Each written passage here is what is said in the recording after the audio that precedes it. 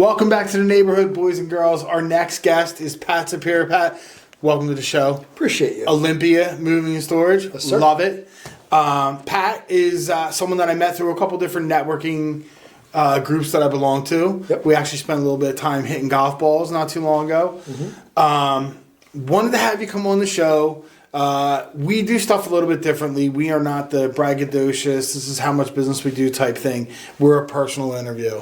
Yep. We like to talk about the stories, what made you you, the journeys, the winding paths, and all that stuff. So let's start way back.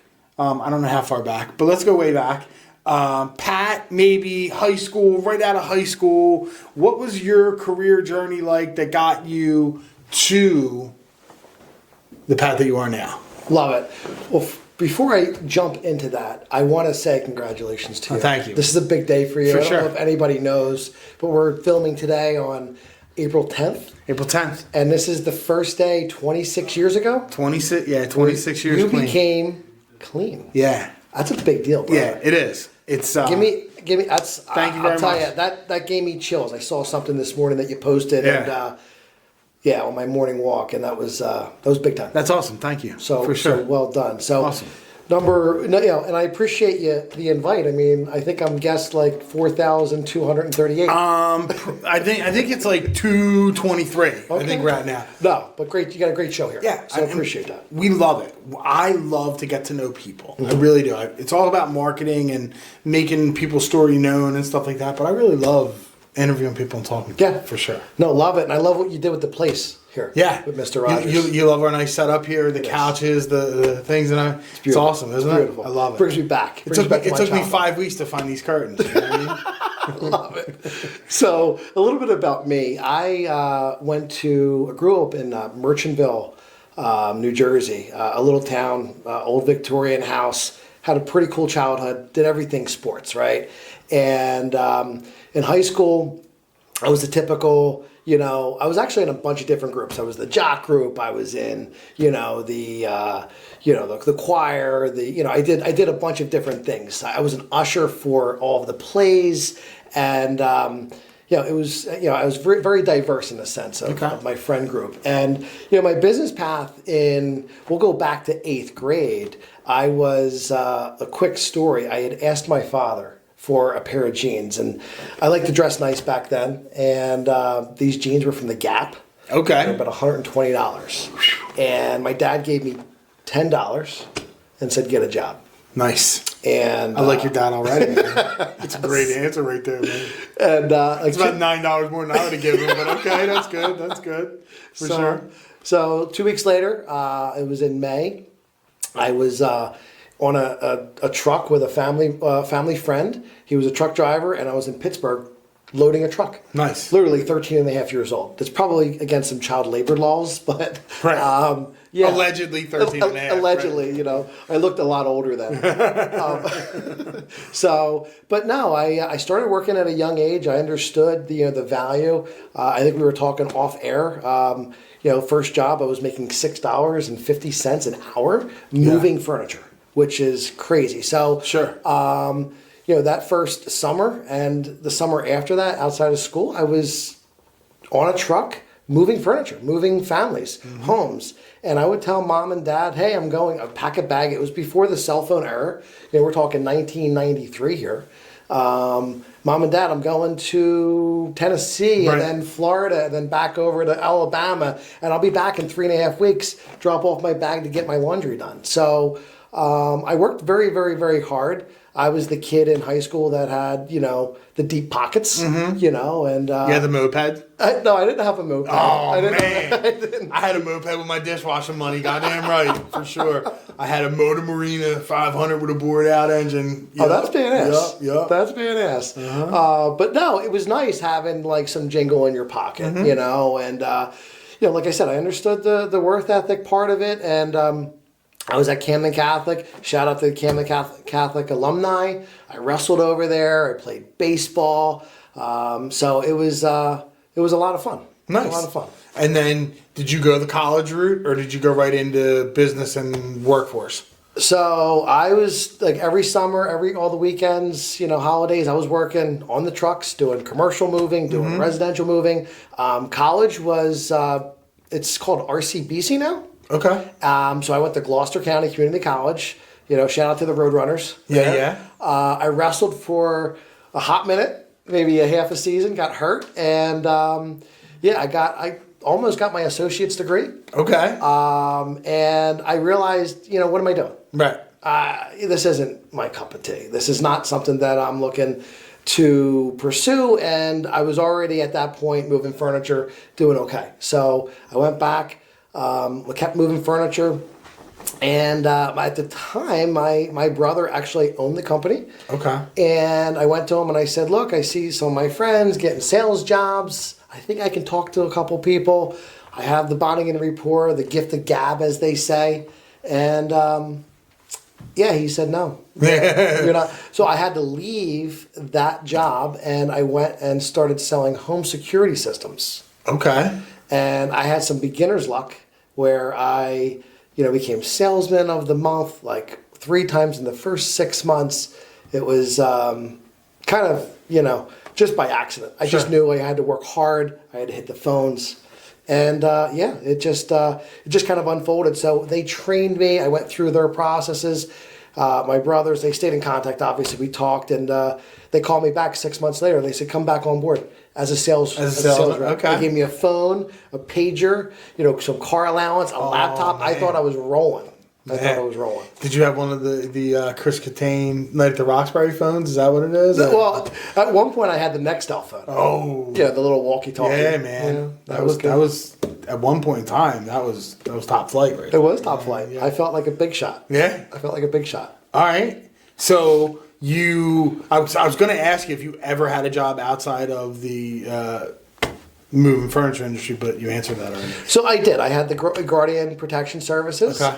And I also, for about 2 months in whatever summer, I was I don't know how old I was, 17, 18 years old, but maybe 18, 19 years old. I went out and I was a landscaper. Ooh. I was cutting lawns, weed whacking, mulching. I did that for a little bit too, man. Yeah. Longer than I did moving furniture for it. Moving furniture, I think my total time was like 22 hours. I think I spent moving furniture. It's a long time. Not the least amount of time I spent at a job. I had 4 hours as a car salesman. Really? Yeah. I punched a guy. Oh. I punched another car salesman, yeah. So does that get you the... I don't know if I got quit or fired because I was leaving anyway. I don't really know how it ended. You were dropping the money. Officially, I never got the HR paperwork. Right. But I was on my way out with a bloody hand. Okay. That was my least amount of time. I hope he deserved it. Yeah, he stole a customer from me and then said something out of character. And I guess relative to youth today, he must have thought that we were playing a video game and that I wasn't close enough to hit him because he said something that deserved a punch in the mouth and he wasn't expecting it. But hey, I come from the school of hard knocks. Yeah. You know what I mean? I grew up that way. You can kind of you could be mean or whatever, but that was my least time there. Hated that. I hated furniture moving because I'm just not built for that. Furniture moving's hard. Ooh, it's tough. And I'm not saying it because that's what we do, but it's hard. It's hard. It's hard work. It's hard. It's hard because a lot of different things. Like my recollection, my short 2 days of working in there. First of all, it's hot. Mm-hmm. You're doing it in the summertime. It's either hot or cold, one of the two. There isn't like nice tropic weather for that. You know what I mean? You're either sweating or you're freezing. It's never like, yes, it's heavy stuff, but it's always awkward stuff. And you're twisting your body in funny ways. So it's not like you're laying in perfect form in your bench press. And it's like, no, you're holding this and now you're twisting your back and you're moving here and you're trying to pick this up. It was ridiculous. And I got done and I was like, this ain't for me, man. Yeah. I need to. That's why my chiropractor loves me. Yeah. Yeah. I spent some time over there. He takes good care of me, so. Okay, so now let's go to present. Mm-hmm. How did you get to Olympia? That is where was that the same company or is that a different company? No, so the first company I worked for, it was, so I'll just rewind. So the owner of that company was my grade school wrestling coach. funny story. And I may get some of this wrong, so for all of you that are watching. We're not going to fact check you. We're not Facebook here. It's all right. But he won a straight truck, a moving truck, right, a box truck in a poker game. And I want to say call it late 70s. Okay. And so this box truck is sitting in his driveway, and he's like, what the heck am I going to do with it? So he started a moving company. So he hired wrestlers. That's what I did, going all the way through high school and part of college, and football players. Okay. And probably a smart idea. For that. Yeah, they put their head down. Their soccer down. Players don't make good furniture movers. I'll tell you that right now.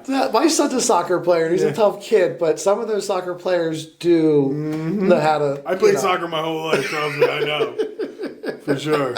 But so the wrestling, the grade school wrestling coach for me, was the owner of the first company, and then that company actually went out of business in 2010 after the mortgage bubble. Okay. Right, the 08. Because no one's moving after that. Yeah, and we had, the way we had the company situated, it just wasn't able to sustain that. So that put me, in a spot where I was, 30-something years old, and I'm like, what do I got to do with my life? Am I going to reinvent the wheel? I thought I might go into pharmaceutical sales or do something to that effect. But I landed... real pharmaceutical sales or Breaking Bad pharmaceutical sales? Which one are we talking about? No, real pharmaceutical sales. Just check. I don't know. Me, I was the other pharmaceutical salesman, but hey, we're going. Just checking. Absolutely. Or devices or something like that. But for whatever reason, it did not work out. And I landed at another moving company in Morristown, New Jersey. Okay. And it was great. It was I was there for a decade, for 10 years. I learned a ton from the owner and everybody that worked there, and it was worth it. But like anything else, there came a point where the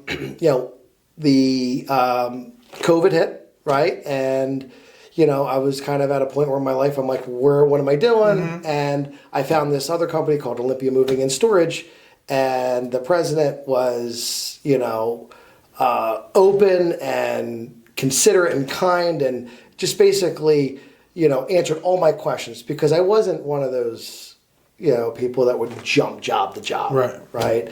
And I've been there for 3.5 years, and it's been nothing but great. Nice. It's been nothing but great. Nice. All right, so I love to talk about mindset and things, because any job like that is stressful, whether it's sales or whatever. What do you do for your peace of mind? Whether it's meditation or prayer or tribal dancing, whatever it is, what do you do to keep your head on straight and stop you from committing homicide on the road or something, Absolutely, yeah. And I spend a fair amount of time on the road, but I am a spiritual guy. Okay. I do believe in God, Almighty, and it's something that I do lean on Him. Like, I'll give you an example, and I'll be completely transparent here. Beautiful. That I was driving here today, and anytime I do something that's outside of my comfort zone, and this is not comfortable, by the way, but you're doing a great job. Okay. But no, I call on Him for some peace, and I ask, like, hey, give me strength. Yeah. Help me out. Like, give me the words. This is for you. To God be the glory, right? So that's something that I do lean on Him every day. Okay. Every day of my life. That's awesome. Other thing I do, and this is something that we share in this, I've done this program called 75 Hard. And it's every time when it's, I'm like, oh gosh, what can I do that's hard, or what can I do to kind of get myself back, on the straight and narrow. And I've done it 6 times. I'm doing it right now. I'm on day 59 today that we're recording, and I feel amazing. Yeah. I'm lifting. Stuff fits me better. I don't know. It's just absolutely. It's something that I'm like, why didn't I do this? It's crazy. It's crazy, and we talked about it a couple different times. I'm on day 3. Love it. Of phase 1, and literally in the middle of day 1, I'm like, why the fuck do I not do this all the time? Why do I go off of the path? Why do I eat like shit for a little bit of times? Why do I not work out twice a day? And people are like, oh, I can't believe you do this. I'm like, when I'm in it, I don't feel better than that. You know what I mean? Day 5, day 7, day 10, it could be after the hardest workout. I play 2 hockey games, whatever. I'm like, I could choke a grizzly bear right now. I could crush anything that comes my way. And somehow, some way, I wander off the path and I need to get slapped back into 75 hard again because it's crazy. And I don't know. I guess the answer would be I have to do something similar for the rest of my life to keep me feeling like that. But it's one of those things where I'm like, I don't know why I don't do this all the time.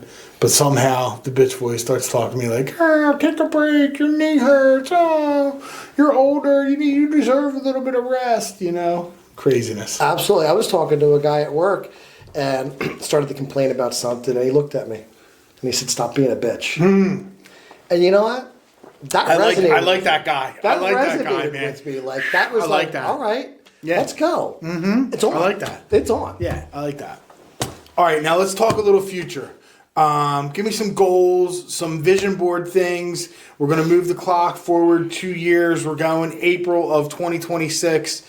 What are some things that you're going to knock off your list and your bucket list, some boxes you're going to check? Wow, that's a good question. And that's a tough question for me. Like anything else, what I do is, I'm helping people every day. One of the things I want to do is I want to make sure that I can be better at what I do and how I serve people. Okay. That's number one. Number two, this isn't 2 years. This is probably, I would like to buy, I don't know, something closer to the shore, whether it's a condo or second home or a rental property. That's a good question. It was more of like a second, and then maybe make it an Airbnb or something to that effect. Beautiful, love that. Yeah, so we can use it and then Airbnb it. But that's definitely on the bucket list. Staying in my home, I would like to move and have another not sell my home and move on to another property. Right. Whether it's, but we live in a great neighborhood, and that's some of the things. Right. I mean, it's a tough question. I didn't think about that too much, Jim. So I appreciate the hard one. All right, now your last one is going to be your personal question. Okay. And I'm going to do the interview. So you can interview anyone who ever lived throughout time. You can have a half-hour interview with the person. They could be alive or dead. They could be famous. They could be someone you heard a story about. You get 30 minutes with them. I want to know who the person would be and what's the first question that you would ask them. Wow.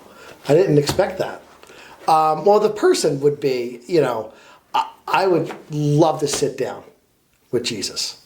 I mean, you probably heard that. I don't know if you've... There's been more than one person who said that. Yeah, for sure. Yeah. That's something... And the question that I would ask them is how do you stay so loving and so caring all the time? Yeah. Like, how is that just your being?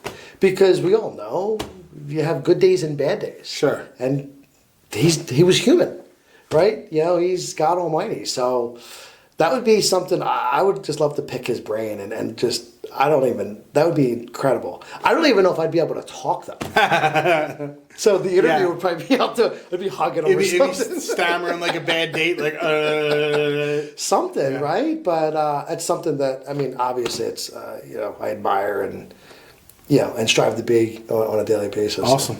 Pat, thank you so much for coming by. Jim, pleasure. We'll be right back with the next guest on Mr. Mortgage's Neighborhood.